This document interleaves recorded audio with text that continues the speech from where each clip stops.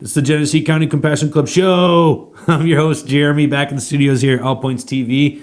Glad to be back. It's, what is it today, April 17th, something like that? Yeah, 2 days after, After tax day. Yeah. Well, anyways, glad that it's over with, tax day anyways. But this is a fun time of year, so I'm actually excited. We got some great stuff coming up. I want to talk with you about that today. I want to let you know what's happening at the Compassion Club. I want to give you an update on the news from around Michigan and broader. Let's get this party started, all right? We had last week, we had an awesome time at the Adopt a Highway. It turned out to be wonderful weather, and big props to everybody who showed up and helped out. I really appreciate it. Thank you very much.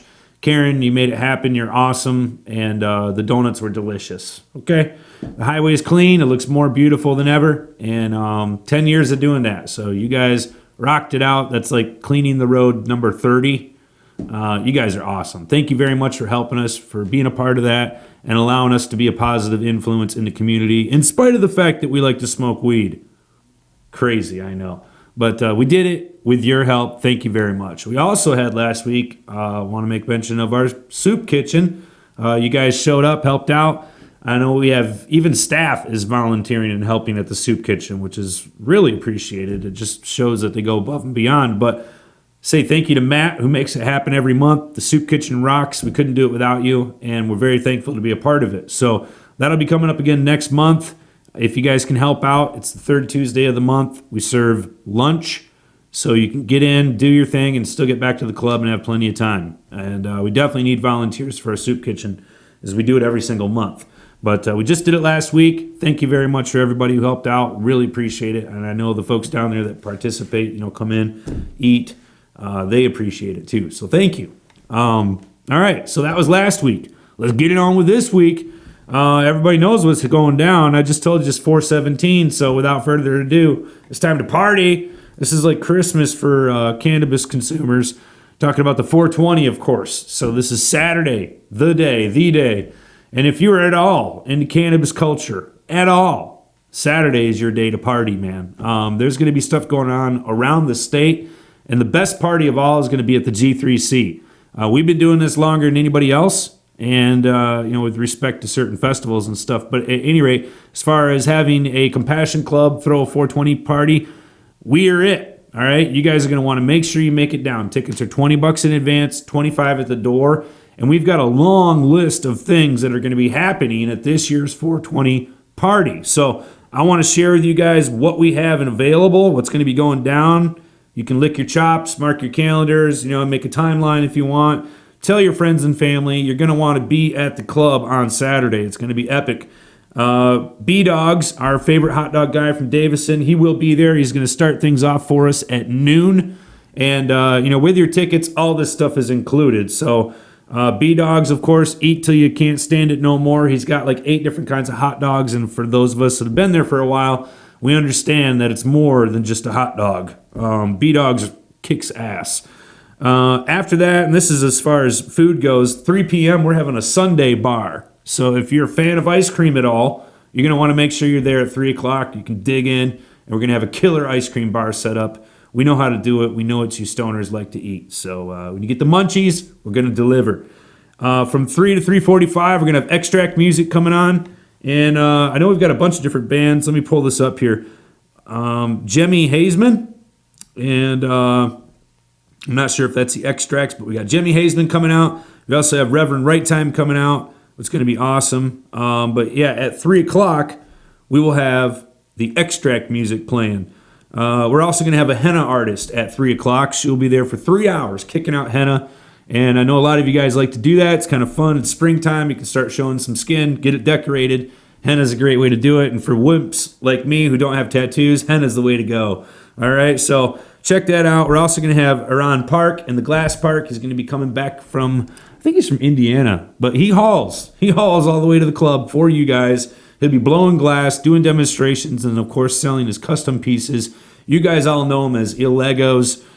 We love these guys, and they're coming back for our party. Stoked to have them there. At 3:30, the giveaways start. And we have got a bong load of giveaways for you guys. So you're not going to want to miss our 420 party this Saturday. I've got a long list of giveaways, but let me get through the agenda first so that you can feel what's going to be going on throughout the day. Then we'll get back to the prizes, okay? So anyways, we're going to start the giveaways at 3:30. And all you got to do is be there. Have a ticket and be there, all right? At 5:30, we're going to have fly-by-night jugglers. And I think the jugglers are going to be doing stuff, throughout the day, but they're going to be doing like a show for us at 5:30. All you got to do is be there. At 6 p.m., we're doing a full-on dinner and dessert. And when I say full-on, this is like home cooking, as if your grandma came in and made it for you herself. We've got baked chicken. I think there's like green beans, and I mean, it's down home cooking. So you guys are going to love this. It's not our normal menu, and we're really laying out the dog for you guys. So dinner and dessert, 6 p.m. Also, right after the henna artist is going to be wrapping up, we're going to be having our favorite caricature artist coming back. And you guys all love her. Y'all love getting your caricature done. I'm no exception. It's going to be a blast. She'll be in at 6 p.m. and she'll be busting it out till 9 o'clock at night.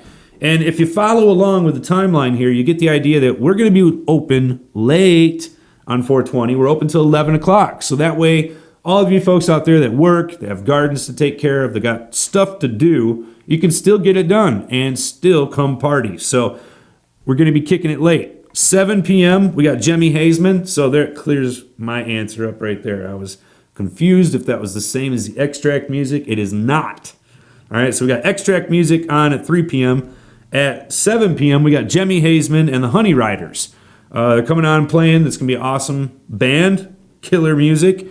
And then at 7:45, after Jemmy's done, we're going to have the 420 Cup winners. And of course, you guys know we got the contest going on. We got flowers, extracts, edibles. If you're in the contest, you've already entered your stuff. I know the judges have been working hard, testing out all your medicine. And we'll have the results for you at 7:45 at the club for the 420 Cup. So I know you guys will be excited about that. We also are going to have our traditional, but a little bit later in the day, 420 Twist Off. And if you recall, we have the fastest joint rollers on earth. All right. In fact, I name her because she's like our champion. Tiffany rocks it. And I don't recall the time, but I know it was less than 7 seconds. And we're talking like, picked up the weed, put it in the joint, licked it, ready to roll.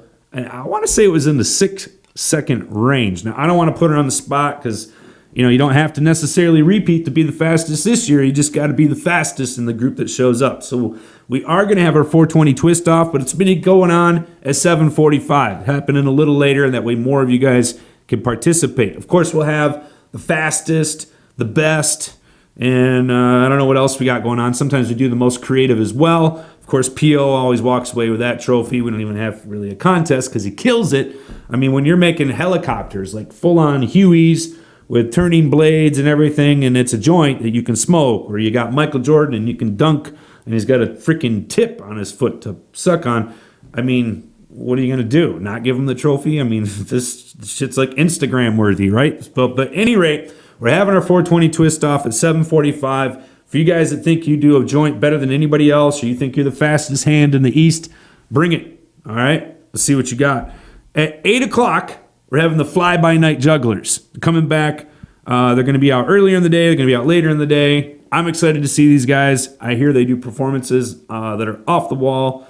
And I think they're from, like, if you're familiar with the Renaissance Festival, I think they've been there before. But these guys are professionals coming out doing a killer show for us. That's going to be going on at 8 to 8:30. And then at 8:30, we're having a spectacular 420 member card auction. This is something we do every year. This year is no exception. But because it is our 11th year of doing 420 parties, we felt we would up the ante. And I'm not going to spoil the surprise, but let's just say that this year, you're going to be getting more than just a 420 card in the designation as the 420 member. There's going to be something else that's going to come along with that. I'm not going to let you know what that is yet. You're going to have to be there on Saturday to find out. But I can tell you that whoever becomes Mr. or Mrs. 420, they're going to be the bomb, all right? Not only are they going to be incredibly pleased, but they are going to be the bomb because they are the 420 member number, as they should be, all right? So you're definitely going to want to be in on that. And even if you're not bidding for the card, it's fun to watch. It's an absolute blast seeing this go on. And then at 9 p.m., we're kicking it back up with Reverend Right Time and the First Cousins of Funk. We're going to be playing till we close the house down. So this is an all-day, in-your-face, absolute 420 celebration that is just going to be incredible. Now, let me get to the prizes, okay? So that's just all the different event stuff that we have going on. Of course, we're going to be calling off door prizes and all kinds of crazy stuff throughout the day. But let me get to the prizes, okay? Because we really did it up this year. I'm blown away.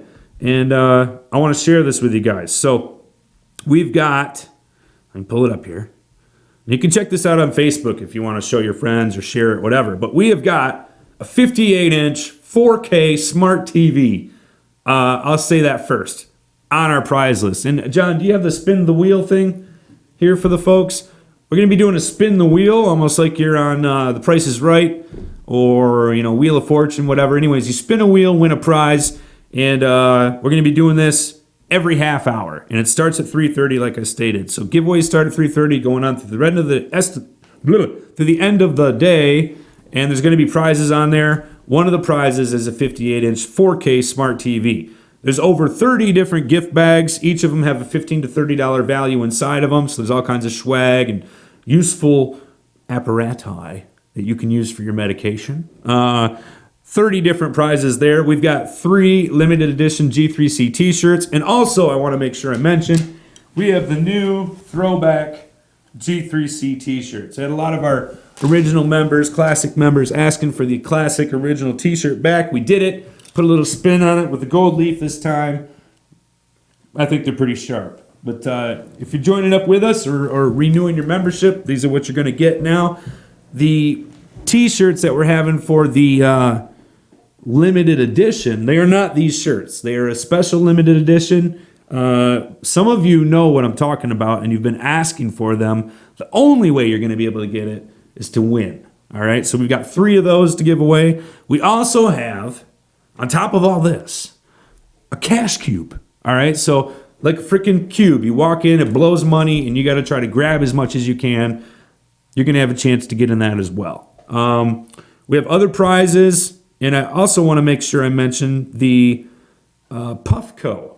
If you guys haven't seen one of these are top level vaporizers, all right? And we're going to be doing that at 420. It is a Puffco vaporizer. We're going to be giving that away. And at 5, 5:30, and 6, there will be the chances to enter the cash cube. At 6 o'clock, we're going to be doing the 5K smart TV. That will be added to the prize wheel at that time. So we're going to be doing this throughout the day. We're kind of stretching it out so everybody has a chance to participate. Definitely going to be a fun and exciting event. Lots of things to do, lots of reasons to come on out and help us celebrate our 420 party. All right, so I definitely want to see you guys there. The ticket price, $20 in advance, $25 at the door, like I stated. You do have to have your medical card to come in. And that's basically it. So come on in. We're going to be open all day long. Our doors open at 10. We'll be open till 11. So it is a late night for us. And, man, it's going to be exciting. I'm so excited. This is going to be a blast. I talked to some of our staff earlier today and said they had trouble sleeping because they're so pumped. I feel it. Whew. All right. That's the 420 party. You guys are not going to want to miss this, okay? All right. Other events that we have coming up here. I definitely want to make mention of, let's see here, the Caregivers Cup. Can we pull that up, John? This is not something that the club's putting on, but it is close friends of ours are putting it on. And so we want to help tell you guys about it because this is going to be an incredible event that you're going to want to tell your friends and family about, and you're not going to want to miss. It is June 21st, 22nd, and 23rd. It's in Birch Run, and it is a full-on weekend of camping, cannabis, and fun. All right. I've got a long list of bands that are going to be there.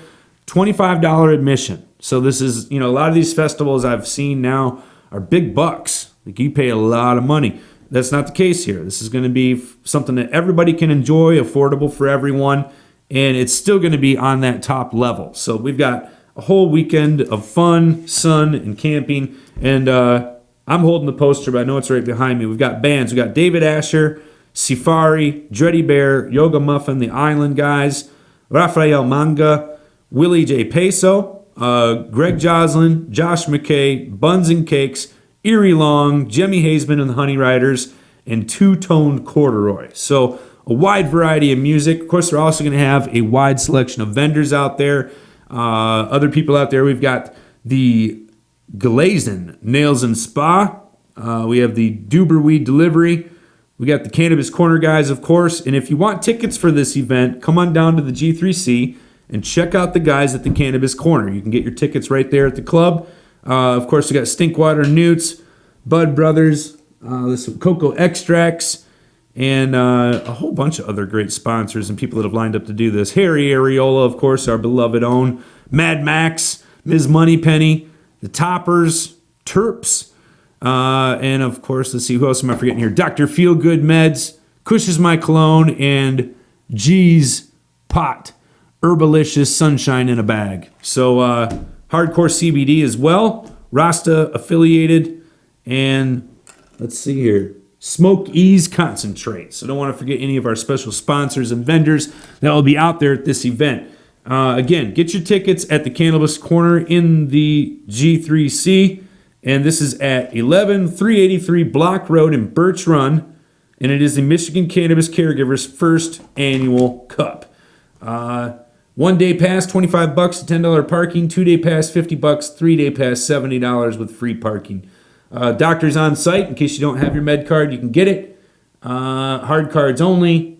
And then, of course, you can get VIP tickets if you'd like. Comes with air conditioning, bathrooms, tents, and meals. That's a pretty good deal right there. $300 for two people.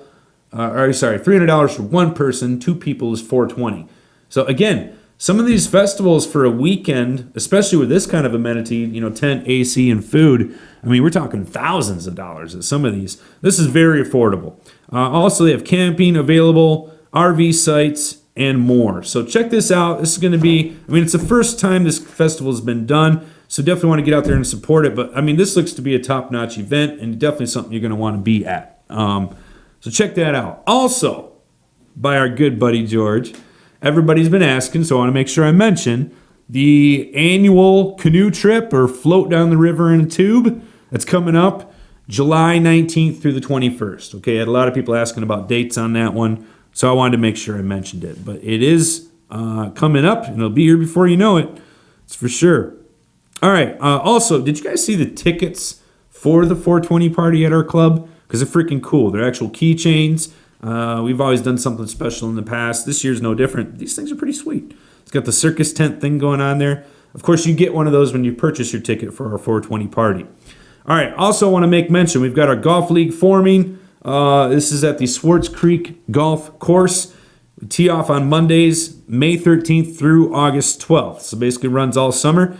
2-person teams, 9-hole scramble format. It says it's a fun yet competitive league. Grab your clubs, grab a friend, and grab your meds. Obviously, it's cannabis friendly. 9 holes of a smoking good time.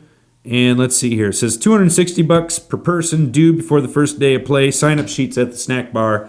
And you need to sign up by May 1st. So you're running out of time there, but if you're a golfer, it's going to be an awesome league to be on. It's the G3C league, so you know it's going to be fun. And from what I hear, I'm not a golfer myself, but $260 a person is pretty reasonable for 9-hole scramble format. I think you get cart and all that, and you're basically golfing all summer long. So sounds like a pretty good deal.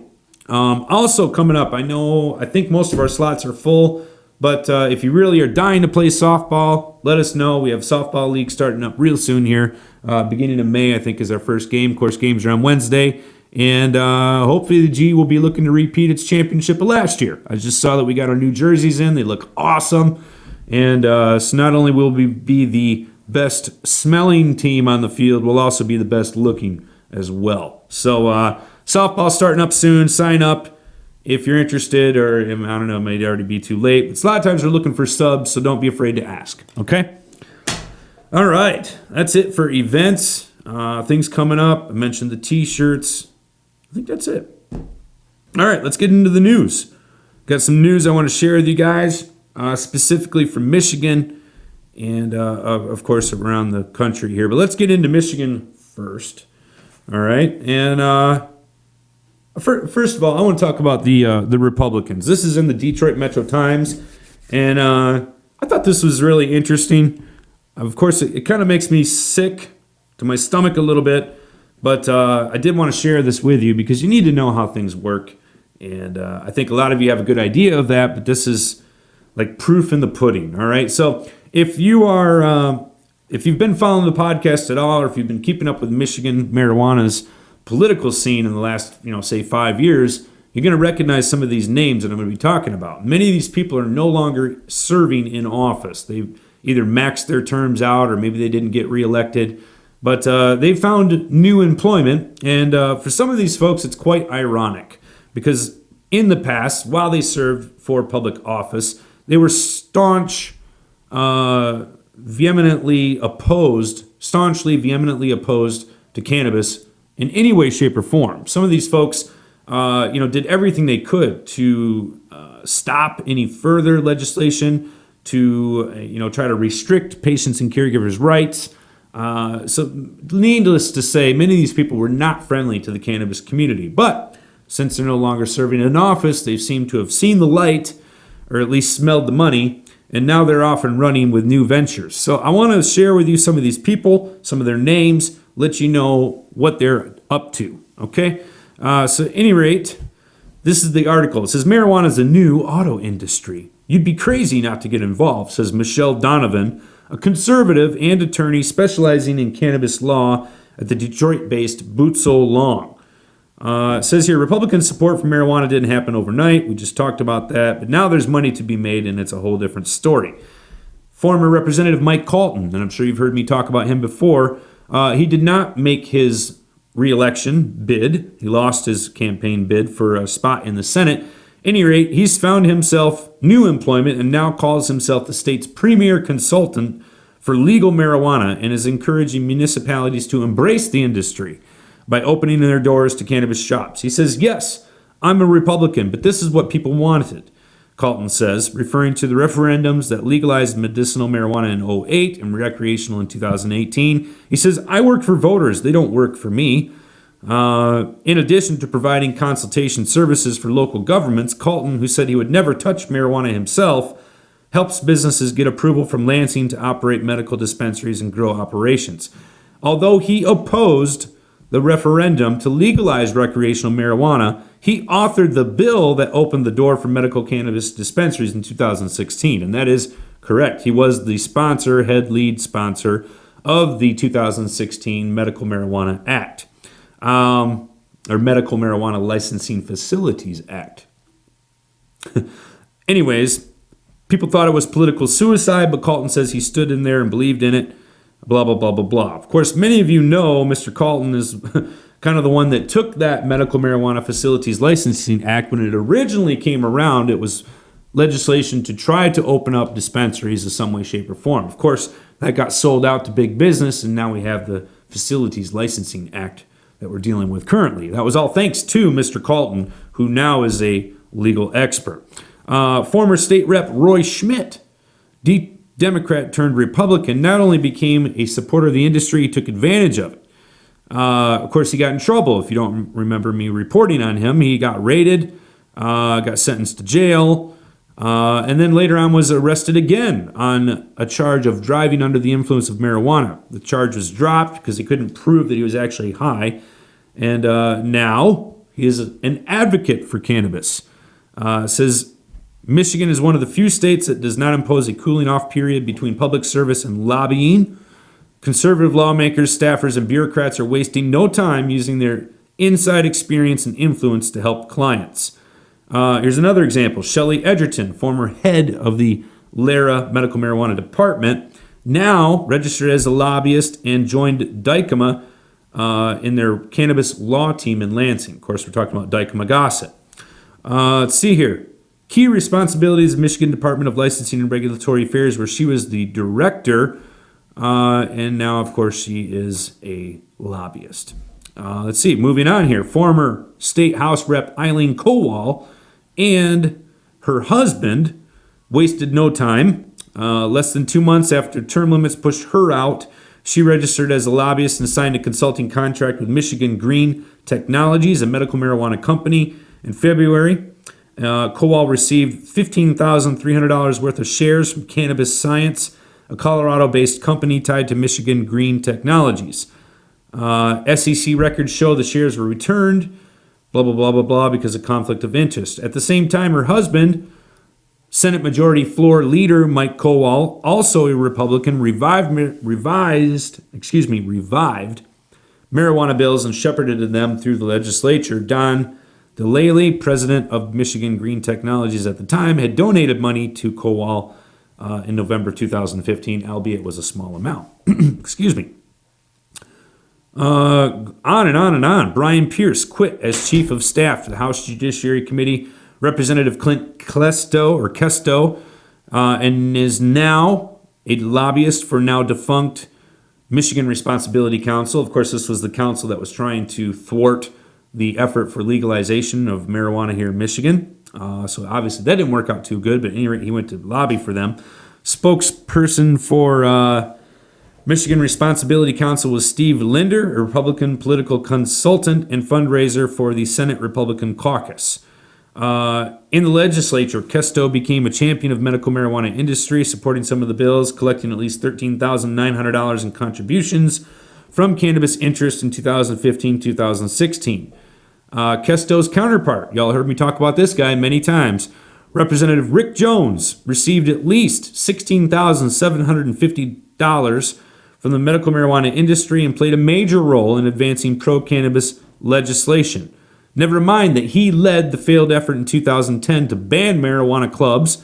He also led the approach to ban medical marijuana, was a staunch supporter, and if you listen to the show at all, you know I've covered Mr. Rick Jones many, many times, and he is an absolute opponent of marijuana, okay? In spite of anything that he's ever said, his actions speak louder than his words. But at any rate, this just goes on and on with different politicians who, most of these guys, were not in our corner, were not in our favor, did not support marijuana, did not want to talk about it, were incredibly uneducated on subject matter. And now, lo and behold, are experts, all right? And they're working for companies that are paying them to go talk to your senators and legislators about what they should do in the future, how to regulate things. Disgusting and gross, to say the least. And, I mean, what else are you going to say? It is disgusting. And I guess as far as the marijuana industry goes, I don't have much more to say about that. But I do think this does bring up an important point that some states have what's called a cooling off period. So there's a time period that is allowed or mandated that if you're serving in the government, public servant, elected official, there's a time period between when you can go back and start working as a lobbyist. I think there should be a cooling off period here in Michigan. I mean, we need some drastic changes to our campaign law finance, campaign money, transparency as far as campaign money and funds go. And then in this scenario as well, we have a long ways to go here in Michigan. Our state is highly corrupt, and it's because of these laws and practices that are allowed that creates this sort of nomenclature where we have this sort of thing going on. It's gross. We need to change it. All right, and this is a perfect example of that. All right? All right. Moving on here. What else we got? We got retailers clash. All right. This is getting to some of what I've already previously covered in other weeks, but talking again about the licensing process from the state with the medical marijuana licensed centers that have been officially licensed, and then the ones that aren't. We all know that there's been a judge that stepped in, said these places don't have to shut down if they haven't gotten licensed yet.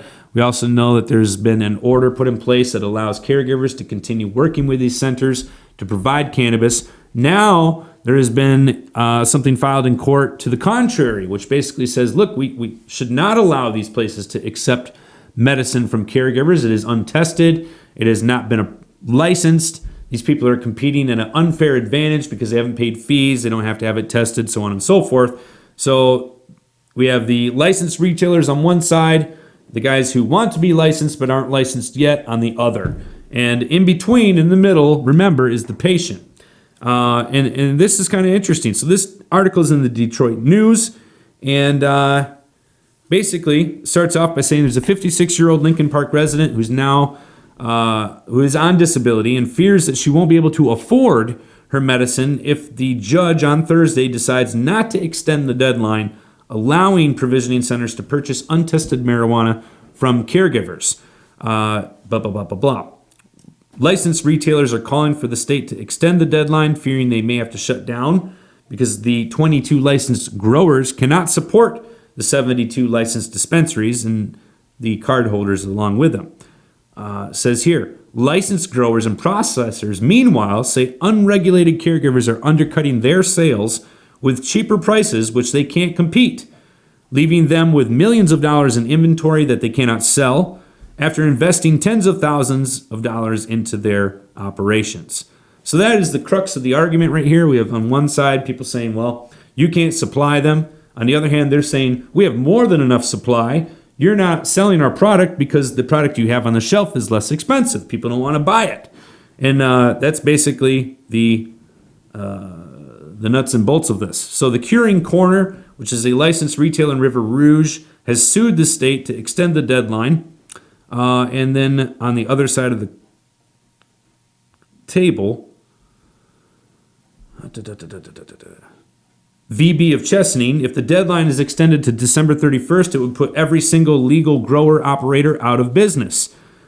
He says his sales have dropped 75% since licensed retailers could purchase from caregivers, and said that they had to lay off 17 employees of its 88 last Friday because of this. It says here, the whole purpose of putting this into place was to have a safe tested product, blah, blah, blah, blah, blah.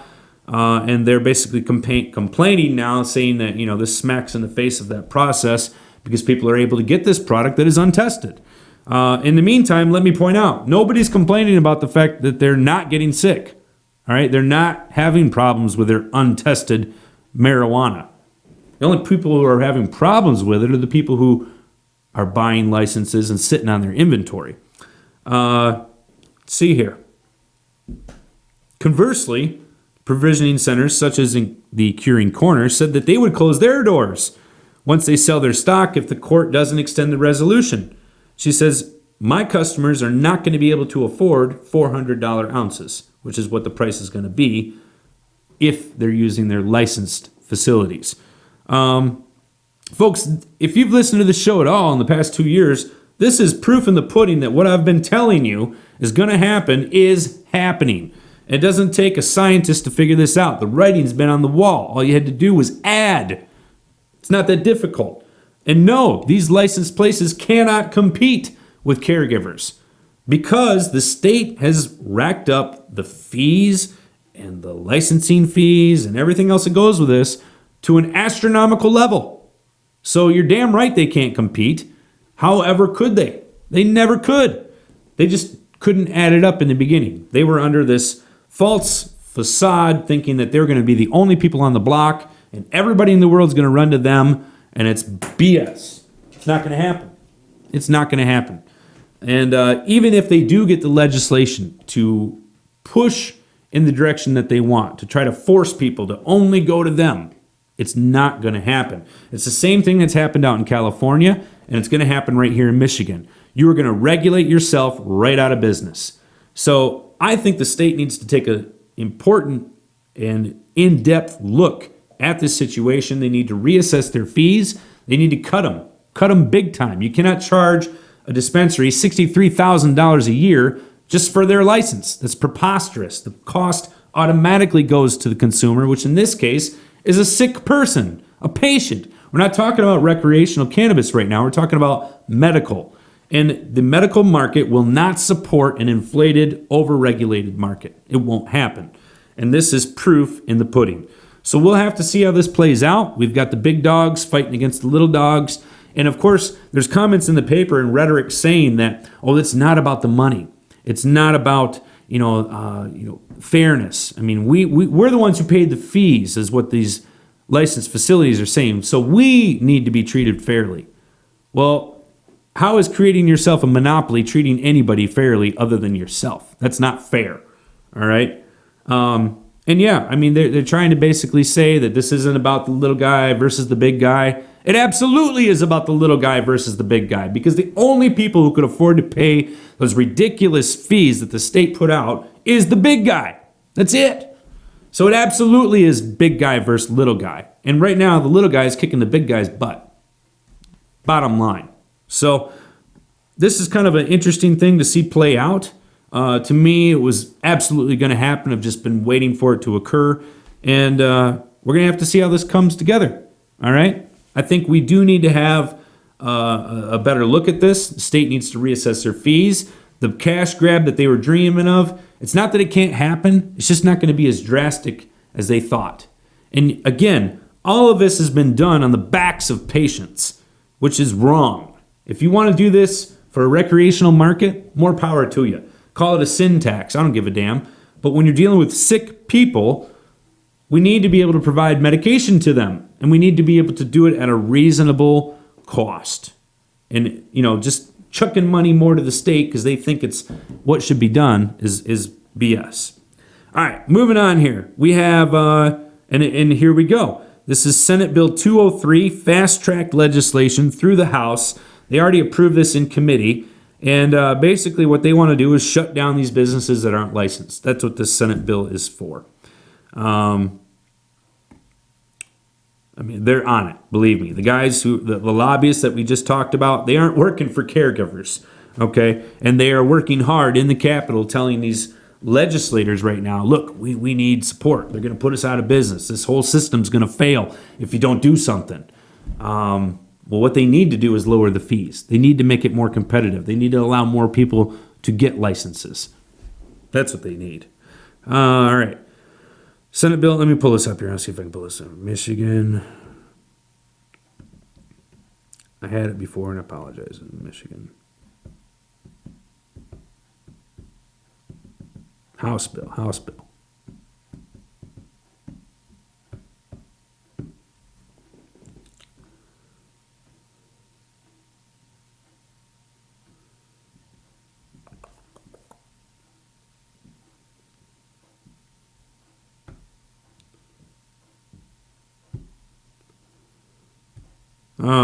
All right. Well, I won't get into details on Senate Bill 203. You guys can look that up if you want for yourself. But in a nutshell, that's what they're trying to do is pass legislation directly affecting these centers. So I'm going to move on.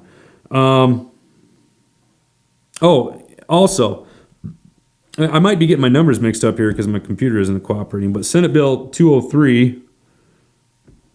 Damn it. There's one bill that is being fast-tracked. It's for the centers. There's another bill that the governor just signed, and I think it was yesterday or today. And, of course, I'm speaking about our governor, Gretchen Whitmer.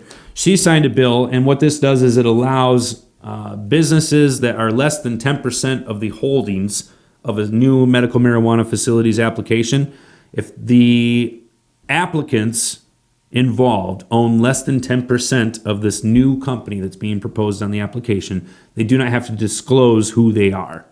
All right, so it's kind of a big business thing so that they can get in. And the reason behind this isn't necessarily for anonymity. It is because of the fact that if you have, like, say, a large corporation who's owned by thousands of people, it's hard to do a background check on all those folks before you put them through the application process.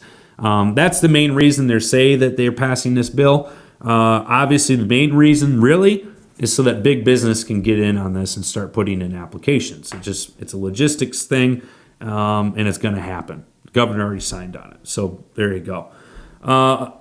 That's about it for Michigan. I do want to mention a couple other things in other states. Georgia, for one. Georgia looks like they're going to pass a medical marijuana bill. Governor just signed it into law, and this is a monopoly. No other way to talk about it. Very limited ability to produce and sell, and probably very limited access for quite a while, seeing how they have set this type of network up in Georgia. Another state, looks like Alabama might be joining into the medical marijuana, or at least marijuana legislation. They're looking at a decrim bill. So that's a good thing. It's not just medical marijuana, it's not recreational, it's decrim. And that's a move in the right direction. So that's a good thing. Other things I want to make mention. Carl's Jr., right? The hamburger place, they're now offering a CBD burger. Go figure. Doesn't everybody have a CBD thing now?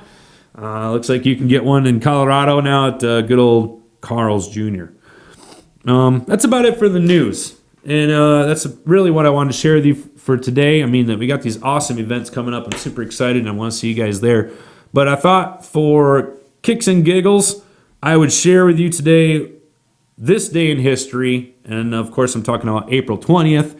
So here's a little history on April 20th. And, you know, we've all had the conversation. I think everybody's talked about where did 420 originally come from. I'm not going to get into that today. But I thought instead I would share with you this day in history, April 20th. Some things are good, some things are bad. If you look on history, April 20th is a tumultuous day. All right, we have had some big tragedies occur on April 20th. And I think the fact that it's Hitler's birthday kind of sums up what I'm talking about. I mean, we've had some terrible things happen on April 20th. So I would say April 20th is the perfect day to smoke weed and remember these things, but also forget these things as well. Move on. And that's a great thing about weed is it helps you do that.